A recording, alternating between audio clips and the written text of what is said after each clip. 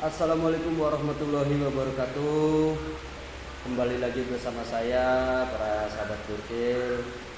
Oke, pada kesempatan kali ini kita akan membahas tentang masih seputar komponen elektronika, yaitu komponen aktif ya. Sebab di elektronika itu ada dua macam komponen ya. Yang pertama komponen pasif, yang kedua komponen aktif. Oke. Untuk konten ini kita akan membahas tentang komponen aktif ya.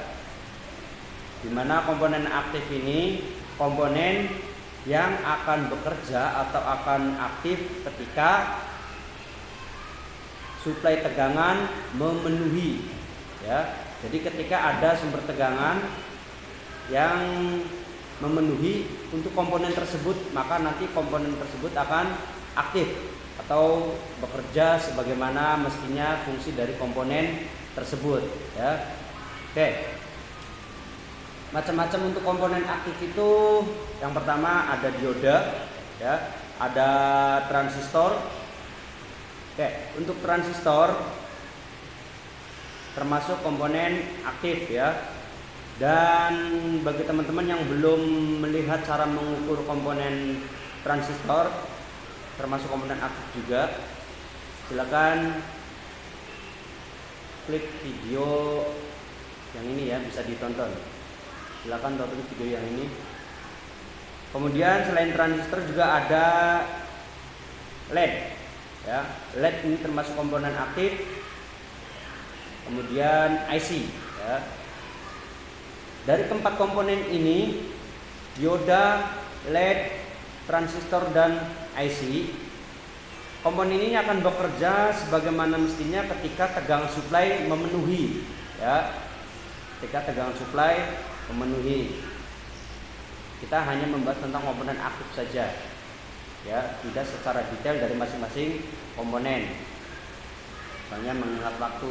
Nanti untuk detailnya akan ada pembahasan di konten project ya, untuk membuat rangkaian-rangkaian atau alat elektronika nanti dibahas di situ. Oke, yang pertama komponen IC ya. Komponen IC, semua IC ini tergolong komponen aktif. Semua IC tergolong komponen yang aktif ya. Dia bekerja ketika tegangan suplai memenuhi. Untuk mengukur IC komponen aktif ini ya, untuk mengukur komponen aktif ini kita membutuhkan alat khusus ya, namanya IC tester. Nah, di sini kita tidak akan mengukur komponen IC-nya ya, sebab saya belum punya alat untuk mengukur IC. Tapi yang nanti akan kita ukur yaitu dioda dengan LED. LED juga sebetulnya dioda ya, atau disebut juga dengan dioda cahaya, karena LED itu kepanjangan dari light emitting dioda. Simbolnya juga hampir mirip ya. Simbolnya hampir mirip antara dioda dengan LED, karena masih sejenis dioda juga. Oke. Untuk mengukur LED kita gunakan multimeter analog lagi ya. Posisi di ohm. Posisi di ohm. Posisi di ohm.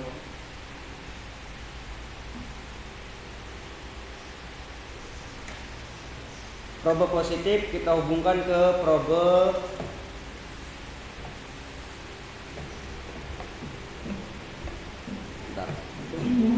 probe positif kita hubungkan ke probe positif di kaki negatif LED ya. Probe positif kita hubungkan di negatif LED. Oke. Kalibrasi dulu boleh, nggak apa-apa untuk multimeter. Kemudian probe negatifnya kita hubungkan ke kaki positif LED. Oh iya, untuk kaki positif LED itu tandanya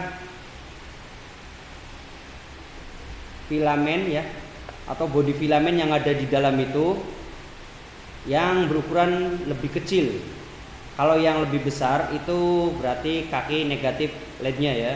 Atau kalau LED-nya yang masih baru bisa dilihat kalau positif itu kaki positif untuk LED agak panjang ya, untuk negatif agak pendek.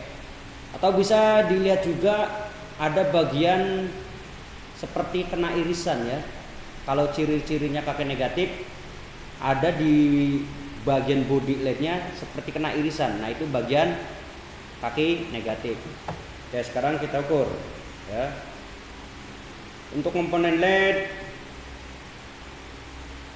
kalau kita mengukurnya dengan polaritas yang terbalik, maka LED akan menyala. Kalau menyala berarti tanda LED itu bagus. Kalau dibalik lagi tidak menyala, berarti masih bagus. Tapi kalau dibolak-balik tetap tidak menyala, berarti LED kebakar atau rusak ya. Oke. Probe positif kita hubungkan ke kaki negatif LED. Probe negatif kita hubungkan ke positif LED. Lihat apa yang terjadi. Kalau ini menyala berarti kondisi LED baik ya.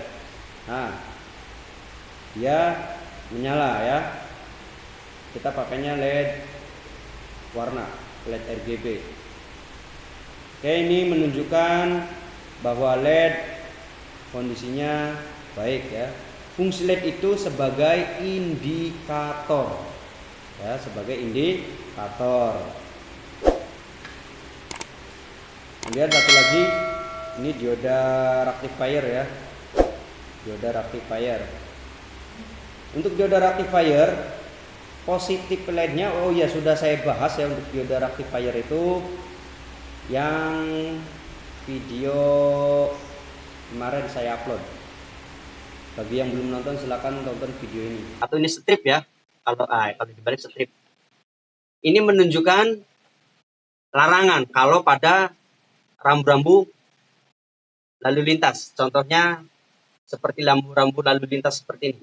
Kita tidak boleh melewati ketika ada sebuah jalur atau jalan raya dipasang plang seperti ini. Kita tidak boleh melintasi jalur yang ada tanda ini.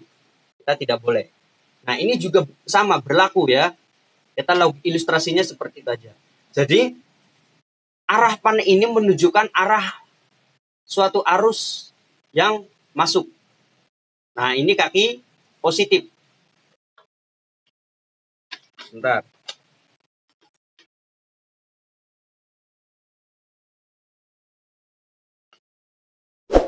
Oke. Ini kaki positif yang arah masuk tanda panah ini. Ya, kaki positif atau anodanya dari dioda. Adapun yang vertikal ini, nah kalau dibalik ini strip negatif. Ini kaki negatif. Jadi yang namanya arus itu dia akan masuk melalui kaki positif yang ini. Kemudian keluar dari kaki negatif. Ya. Ingat, fungsi dioda itu berfungsi untuk mengarahkan arus dari arus AC ke DC atau dari arus bolak-balik menjadi arus yang searah ya. Arus yang searah. Yang dimaksud dengan arus yang searah, ketika arus itu awalnya bolak-balik atau arus AC masuk melalui kaki. Untuk dioda ya, di sini banyak mengenai penjelasan tentang mulai dari simbol, komponen, dan karakteristik dari dioda. Oke. Komponen aktif yang selanjutnya itu dioda ya. Oke, jadi untuk pengukuran komponen aktif mungkin itu saja yang perlu saya sampaikan. Nanti untuk teman-teman kalau ingin mengajukan garapan konten atau konsep materi yang lain, silakan komentar di bawah. Jangan lupa untuk terus dukung Karya Ink, like, comment, share, and subscribe. Terima kasih. Saya akhiri. Wassalamualaikum warahmatullahi wabarakatuh.